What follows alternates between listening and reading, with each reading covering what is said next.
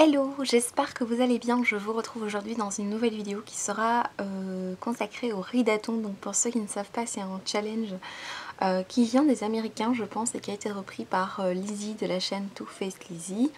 Ce challenge consiste à lire 24 heures d'affilée, mais c'est vrai que Lizzie a créé des petites catégories où on peut lire un petit peu moins, donc on peut lire 16 heures, on peut lire 12 heures et on peut lire 6 heures. Et du coup moi je me suis inscrite à la session pour lire 6 heures. En principe je pense que c'est 6 heures d'affilée, entre 7 heures du matin ce samedi jusqu'à 7 heures du matin demain. J'aurai pas le temps de lire plus de 6 heures, déjà 6 heures je suis pas certaine de le pouvoir. Pour ma part je suis pas sûre de pouvoir les enchaîner parce que j'ai des petites choses à faire, mais je vais lire 1 ou 2 heures et puis je vais faire une pause et puis relire, enfin vous voyez. Donc oui, je ne pense pas que je puisse le faire en enchaînant 6 heures.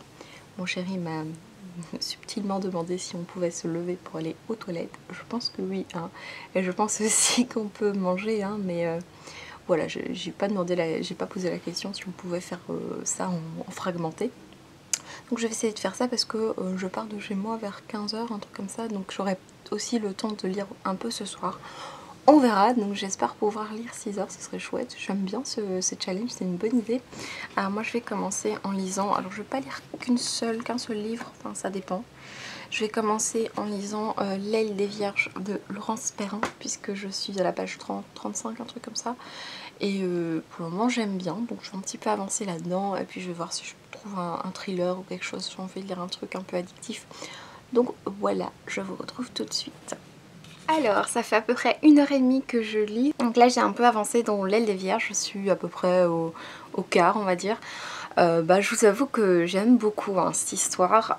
Au début, j'ai eu du mal un petit peu à accrocher avec la plume de l'autrice. Et maintenant, j'aime beaucoup. On va suivre une jeune femme, Maggie, qui est veuve, qui a dû s'occuper de son mari malade pendant plusieurs années et qui son mari est décédé et du coup, elle n'a plus un sou. En tout cas, voilà, je crois qu'il n'avait pas d'argent, du coup elle n'a pas du tout hérité ou je ne sais quoi. Et donc elle va être engagée dans une maison en tant que gouvernante. Alors pas gouvernante mais servante, voilà.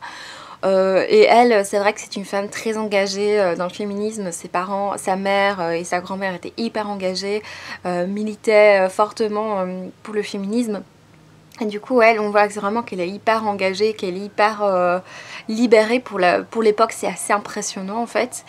Limite au début je me dis mais comment c'est possible d'être comme ça déjà à cette époque, enfin c'est génial de penser comme ça, hein. Je trouve ça normal, mais à cette époque j'étais étonnée. Ce que j'aime bien c'est son humour en fait. Maggie c'est vraiment quelqu'un qui en fait elle se fout un peu de la gueule des aristocrates qui ont leurs coutumes à la con et qui ont certaines coutumes qui la font tellement rire. Je trouve ça tellement drôle parce que j'aime bien ce côté-là qu'elle a très moqueur de cette société. Et voilà, elle va se sentir un petit peu attirée par un personnage, le maître du château. Bon, voilà, vous le dire comme ça, c'est un petit peu cliché, mais j'aime bien pour le moment la manière dont ça se passe. Bon là, on est vraiment cocard, donc je sais pas comment ça va se passer. Mais j'aime beaucoup la manière dont c'est écrit, beaucoup l'impertinence très naturelle de Maggie. J'aime beaucoup, franchement. Bon, j'avance, je suis à la page 162, j'aime vraiment ce livre, c'est vraiment très chouette. Maggie, c'est vraiment le personnage impertinent par excellence.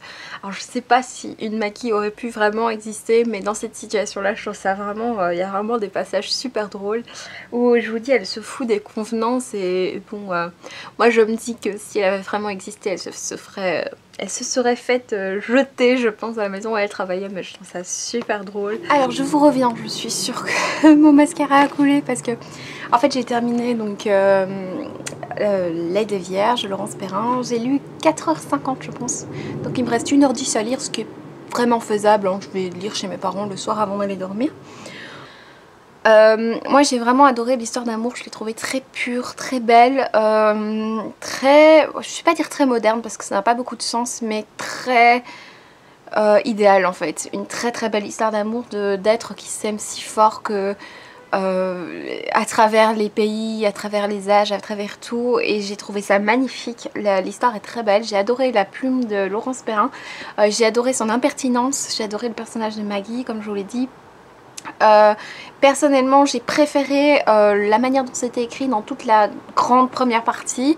Moi j'ai un peu moins aimé la dernière partie parce que ça faisait vraiment, ça me faisait tellement penser à d'autres films, d'autres livres que j'ai lus. Je pense aux oiseaux se cachent pour mourir, il y a toute une partie un petit peu similaire. D'autres livres comme ça que j'ai pu lire où il se passe un peu le même genre de choses et des choses un peu irréalistes. Même si en soi elle donne beaucoup d'espoir, c'est quand même assez irréaliste. Il y a tout un temps où j'aimais beaucoup la romance, hein, je lisais que ça et j'ai eu un grand dégoût de la romance dernièrement. J'avais plus envie de lire des livres qui soient uniquement de la romance. Et pour le coup, ici, même si on a une très belle romance du début à la fin, je trouve que ce qui est en parallèle est très bien développé et très bien exploité et j'aime énormément. Donc moi c'est ce qui me manque souvent de la romance contemporaine, c'est une histoire parallèle, un personnage fort, fidèle à lui-même et réaliste, en tout cas le personnage. C'est ce qui me manque dans la romance. Il me manque des personnages parallèles, secondaires aussi intéressants. Et ici, il y avait vraiment tout ça. Même si je trouvais que certains personnages, j'aurais voulu les voir encore plus, les développer encore plus. Mais bon, tant pis, c'est comme ça. Mais honnêtement, j'ai trouvé ça vraiment très réussi. Pour moi, ça a été vraiment une très bonne lecture. Juste un peu déçue en fait par la dernière partie qui, je trouve, est un petit peu exagérée et un petit peu déjà vue dans pas mal de livres, mais sinon franchement j'ai adoré surtout la partie où elle est au château, enfin à la résidence, et du coup ça me donne super envie de lire notamment Belgravia, mais surtout de découvrir d'autres livres de Laurence Perrin. Alors on est, oui je suis en pyjama, je n'ai aucune honte. Oui, donc on est samedi soir, donc je pense que je viens encore un peu lire ce soir. Donc comme je vous l'ai dit, j'ai lu 4h50, donc il me reste 1h10 à lire, mais j'ai lu dans le tram, donc on va dire que c'était les 10 minutes. Je sais pas combien de temps j'ai lu, mais on va dire que c'était les 10 minutes. Du coup là ce soir, il est 11h du soir, je pense que je vais encore lire Qui je suis de Mindy Mejia, quelque chose comme ça. Donc c'est un thriller, là on vient de découvrir un cadavre de jeune fille et le chapitre d'avant on a découvert cette jeune fille qui décidait de fuguer. Alors on est dimanche matin, time for tea, et donc hier soir j'ai lu jusqu'à minuit et demi, 1h moins quart, donc j'ai largement fait mes 6 heures. Et donc j'ai avancé dans Qui je suis de Mindy Mejia, qui est un thriller, je suis à peu près au 5e, un truc comme ça. Donc en effet on retrouve une jeune fille, donc au tout début la jeune fille elle menace de faire une fugue. Puis le chapitre suivant on voit qu'elle a été retrouvée, enfin en tout cas une jeune fille a été retrouvée. Et puis dans les chapitres suivants tu rencontres d'autres personnages, notamment un professeur. Et puis tu retrouves Hattie, donc la jeune fille dans le passé. Et donc on va découvrir peu à peu ce qui s'est passé, je pense que c'est un peu ça l'idée du roman. Pour le moment j'aime bien, je trouve pas que l'écriture soit hyper sophistiquée, enfin c'est très simple et c'est pas ce que je préfère en soi. Voilà, donc pour le moment j'accroche, mais j'accroche pas forcément avec l'écriture qui est très très simpliste, peut-être qui est très très simple, mais bon peut-être qu'avec la suite ça conviendra bien, je ne sais pas. Et donc je voulais, voilà, le ridaton est fini puisque c'est terminé à 7h ce matin. Je vous reprends tout à l'heure puisque d'abord j'ai une grande audition avec mes élèves en fait. Tous mes élèves vont jouer au violoncelle, ils vont jouer là ce matin. Je vais pas vlogger ça, hein. Je pense qu'ils voudraient pas. Mais du coup je vous retrouverai après pour vous parler encore de mes lectures puisque comme ça ce vlog sera un tout petit peu plus long parce que j'ai l'impression qu'il sera quand même assez court. Voilà. Alors, je vous reprends, on est lundi soir, j'étais censée vous reprendre un peu plus tôt, mais bon voilà, j'ai pas vraiment eu le temps, donc aujourd'hui je suis sortie pour plusieurs choses, et j'ai un petit peu avancé dans Qui je suis de Mindy Mejia. Allez, on va arriver doucement à la moitié, donc en fait on avance bien dans l'histoire, on alterne toujours les personnages, pour le moment c'est toujours les mêmes personnages, donc un professeur de l'école de l'héroïne, et Dale qui est un enquêteur, qui est le shérif en fait, qui enquête sur la mort de Hattie ou que sais-je. Pour le moment j'ai en fait plein de doutes sur des choses qui pourraient s'être passées. J'espère de tout cœur que ce sera pas ça parce que je trouve ça un petit peu facile.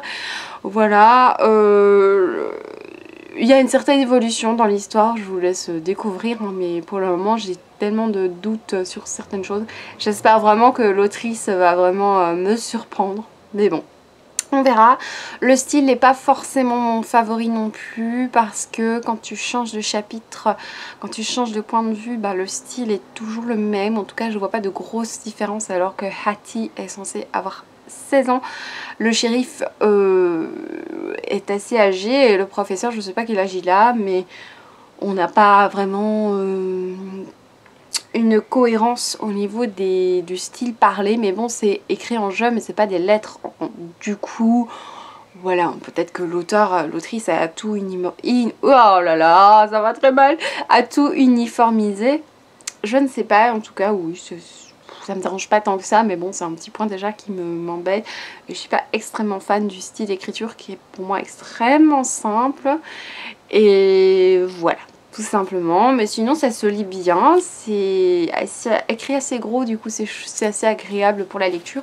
Le seul truc, c'est que je trouve que le livre est quand même assez lourd et pour le transporter c'est quand même assez lourd, mais c'est une version hors commerce, je viens de voir, donc peut-être que si vous l'achetez il sera moins lourd.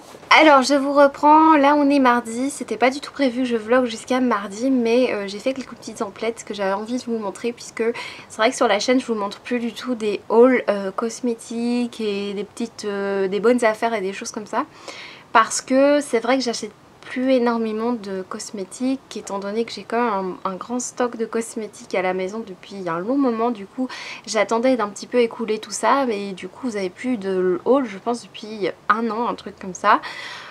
C'est pas mal pour moi parce que ça me fait des économies aussi à ce niveau là, parce que j'achète vraiment plus rien, j'ai plus rien besoin en fait. Il y en a beaucoup que je fais moi-même et pour la plupart ben, j'ai encore beaucoup de stock.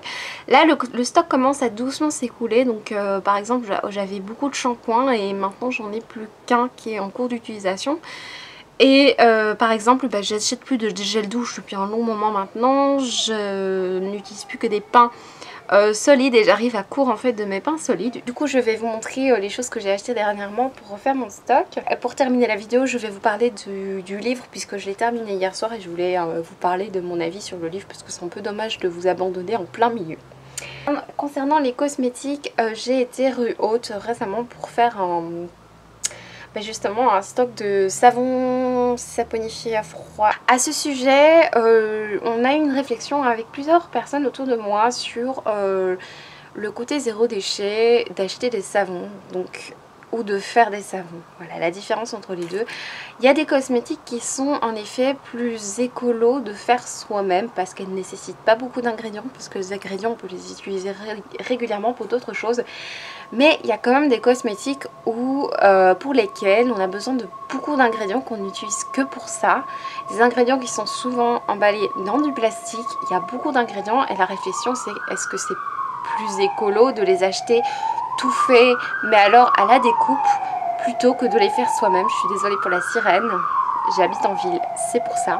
La réflexion était, est-ce que pour certains cosmétiques c'était pas plus écolo de les acheter à la découpe plutôt que de les faire soi-même. Et je pense sincèrement que les savons, surtout les shampoings solides, sont plus écolos de les acheter à la découpe parce qu'ils sont faits en grande quantité, plutôt que d'acheter les ingrédients. Surtout que je les achète moi sur Aromazone parce que j'ai l'habitude, parce que j'ai des bons de réduction, des machins.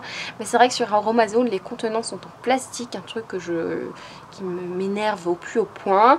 Il y a des dates de péremption, on les fait pas tout le temps, ou alors il faut prendre une grande quantité, mais alors il faut tout le temps, enfin voilà, c'est un petit peu compliqué.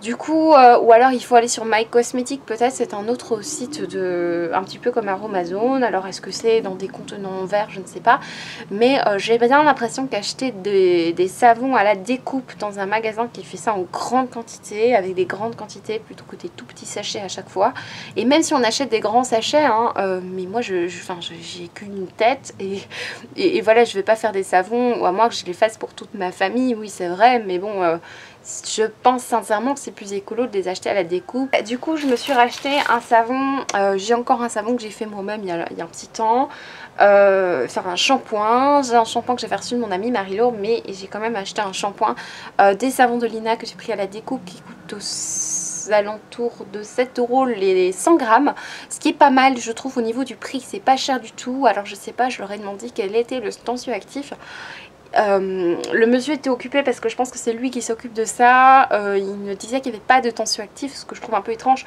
Je pense plutôt que c'est fait avec du bicarbonate de soude. J'espère qu'il n'y en a pas trop parce que c'est quand même assez agressif. Mais visiblement il y a pas mal d'huile dedans. Donc j'espère au niveau de la texture et tout ça que ça va aller. Je vais un peu voir sur le site comment ils le font. Parce que j'ai pas vraiment pu avoir de contact, c'était pas le bon moment. Ils sont très bons et je trouve il vaut moins cher que ceux de l'Amazona qui sont très très bien. J'ai failli en acheter là-bas mais je me suis dit puisqu'ils les font eux-mêmes autant les prendre. J'ai pris 2 savons aussi, dont Nectar de quelque chose, qui sont vraiment très très bons. Je pense que c'est au patchouli et l'autre est à l'orange, aux huiles essentielles d'orange, à quelque chose de très très frais. Toujours dans ce magasin, j'ai acheté, alors là c'est un petit craquage parce que j'en ai pas forcément besoin, j'ai encore pas mal de crème à la maison. J'ai voulu tester le baume onctueux de chez Clémence et Vivien qui est sorti il y a pas très longtemps. C'est une marque, je vous en ai déjà beaucoup parlé sur la chaîne. Si vous me suivez pour la beauté, ça fait longtemps que j'ai plus fait de vidéo à ce sujet, mais si vous regardez mes anciennes vidéos vous allez voir, je parlais de la marque. Et en fait ils ont sorti une crème et j'ai testé la texture, c'est vraiment une texture divine à tomber. Très crémeuse, c'est à base de beurre de karité, c'est pour ça que c'est si riche. Il y a 3 types de baumes là chez Clémence et Vivien. Il y en a plutôt monoï, une odeur un peu monoï, il y en a un plus basique et celui-là c'est plutôt aux agrumes et la texture est vraiment à tomber. Ils disent qu'on peut l'utiliser vraiment pour le corps, pour le visage, pour les cheveux, pour tout, même pour les lèvres, ce que je trouve assez agréable. Donc moi je pense que je vais l'utiliser bien pour le corps cet été. Donc ils disent, enfin c'est certifié cruelty free and vegan. Je pense que la marque Clémence et Vivien a le label le Slow Cosmétique. Donc là je suis très contente et j'ai pris en plus, alors c'était pas nécessaire mais une petite coupelle à savon parce que j'en avais plus depuis longtemps. Enfin voilà, j'utilise en fait des coquilles de coquillage que j'ai depuis un long moment, mais c'est vrai que ça a tendance à tout le temps glisser puisqu'on l'utilise quotidiennement, donc je vais plutôt utiliser ça pour mes savons et mes shampoings. Donc ça c'est tout pour les savons de Lina. Et puis dans la rue haute en fait j'ai découvert grâce à Amélie qui en a parlé sur sa chaîne, qui avait un magasin de vêtements au kilo. Je connaissais le concept pour les avoir vus à Madou, mais j'étais jamais rentrée dedans parce que voilà, ça m'attirait pas plus que ça. Je me disais que je pensais qu'il y aurait que des jeans ou des trucs comme ça. Et quand j'ai vu ça sur la chaîne d'Amélie, qu'elle a montré les petites fringues qu'elle a trouvées pour très peu cher, alors je me suis dit que j'allais rentrer et j'ai trouvé 2 petites choses. En effet c'est des vêtements au kilo. Bon, si vous achetez des chaussures ça revient forcément plus cher, c'est plus lourd, mais je trouve le concept très bien parce que pour les petites blouses ça vaut vraiment rien. Alors moi j'ai acheté une jupe très vintage dans une couleur qui peut faire peur, hein, mais moi j'aime beaucoup ce style. C'est une jupe comme ceci qui va en dessous du genou je pense. Je l'ai pas essayé parce que j'avais pas le temps. C'est du 42 je pense. Alors si c'est trop petit ou trop grand, il suffit de... Enfin c'est un élastique donc c'est assez simple de coudre là-dessus. Donc je suis assez contente. Et toujours dans ce magasin j'ai encore trouvé un truc que vous allez trouver peut-être moche, mais moi j'aime bien. C'est une blouse comme ceci, très spéciale. Je ne sais pas vraiment vous la montrer, vous la verrez un jour porter. De toute façon, j'aime bien porter ce genre de choses. Et pour les deux, j'en ai eu pour 7 € et quelque chose. Je trouve que ça va. Surtout que je trouvais que la jupe était assez lourde. Je me suis dit que ça allait monter vite. Et du coup toujours rue Haute, j'ai été à la vaisselle au kilo. Là c'est un petit peu moins rentable. J'ai pris une petite bouteille comme ça pour de l'huile d'olive. C'est assez sombre chez moi, du coup il n'y a pas besoin d'une bouteille teintée puisque c'est dans un coin où il n'y a jamais de lumière. J'ai trouvé aussi un bol à double paroi. J'aime bien ce genre de bol. On en avait reçu un dans la box envoûtée notamment sur... la box envoûtée, voilà, on en avait reçu 2 tout petits et j'aime bien les doubles parois. On va dire que c'est pas une tasse, hein, puisque j'ai beaucoup de tasses, mais j'aime bien ce style de bol et je cherchais un de cette taille là et je pense qu'il a coûté 4 €, quelque chose comme ça, donc c'est pas cher hein, pour ce que c'est. C'est tout pour les petites acquisitions. Et donc je vais un tout petit peu, avant de clôturer le vlog, je vais un tout petit peu vous parler de ma lecture de Qui je suis de Mindy Meja, puisque j'ai terminé hier soir. Et je vais aussi vous parler de ma lecture en cours, tant qu'on y est. Hein. J'ai terminé, je vous avoue que c'est un petit peu une déception. Moi j'ai trouvé cette fin assez facile, même si elle est un petit peu tirée par les cheveux. Enfin, il y a des petits retournements de situation, elle est quand même assez facile cette fin. Assez prévisible, voilà. J'ai trouvé le style très simple, comme je vous l'ai dit, quand on alterne de personnages, je n'ai pas vraiment senti qu'on alternait les personnages. J'ai eu beaucoup de mal à m'attacher au personnage de Hattie, que j'ai trouvé tellement narcissique. J'ai du mal avec le narcissisme, par contre j'ai bien accroché au personnage de Peter, qui est le professeur. Donc voilà, il y a des personnages que j'ai bien aimés. J'ai pas forcément accroché au shérif, celui qui fait l'enquête, parce qu'on sait tellement peu sur lui que je pense que c'est pas le but de s'accrocher à lui, mais c'est vrai que je m'en fichais un peu de ce qui lui arrivait. Voilà. Sinon, je trouve que le rythme est sympa, on a envie de continuer, il n'y a aucun souci à ce niveau-là, c'est juste que je trouve ça un petit peu déjà vu, c'est pas extrêmement innovant. Et on est attaché, je trouve, à une relation. Dans ce livre, il y a une relation pour laquelle on est attaché et que moi je trouve toujours très romantique dans les livres. Mais en fait, ce que je trouve dommage justement, c'est de rendre ça un peu romantique alors que ça se passerait dans la vraie vie. C'est pas du tout romantique en fait. Et c'est ça que je reproche à certains livres, c'est de mettre en évidence ce genre de relation. Et dans des livres ça rend super romantique, ça fait rêver, mais dans la vraie vie ça fait pas du tout rêver. Je trouve ça malsain dans la vraie vie. Donc je vous laisse deviner, je vous laisse comprendre ce qui se passe là-dedans. Mais c'est vrai que j'aime pas quand les livres essayent de romancer ce type de relation avec... je sais pas comment vous en parler, parce que ce type de relation peut bien sûr exister sous certaines conditions, mais dans ces conditions-là, je trouve que c'est pas romantique du tout, alors que dans le livre ça rendait quand même sexy, mignon, machin, alors que c'est pas censé l'être quoi, voilà.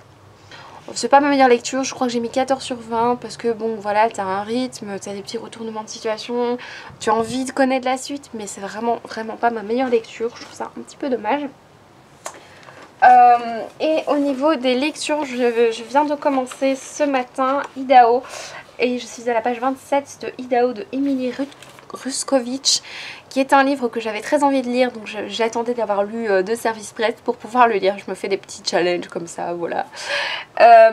Oui, j'aime beaucoup, ça parle d'un drame assez horrible, un monsieur qui a perdu sa famille et il est remarié et on voit cette perte dans les yeux de la nouvelle femme en fait, et on voit comment elle essaye de rendre son homme heureux, mais c'est très dur et il a des réactions pas toujours faciles et c'est très dur à lire. Je suis qu'à la page 27, mais je n'ose imaginer les choses qu'on va encore trouver dans ce livre. Donc voilà, je crois que c'est tout pour cette vidéo. Je vais m'arrêter là. Je vous retrouve bientôt pour une prochaine vidéo qui sera certainement un point lecture parce qu'on a beaucoup qui doivent arriver. Je vous fais de gros bisous et je vous dis à bientôt. Ciao!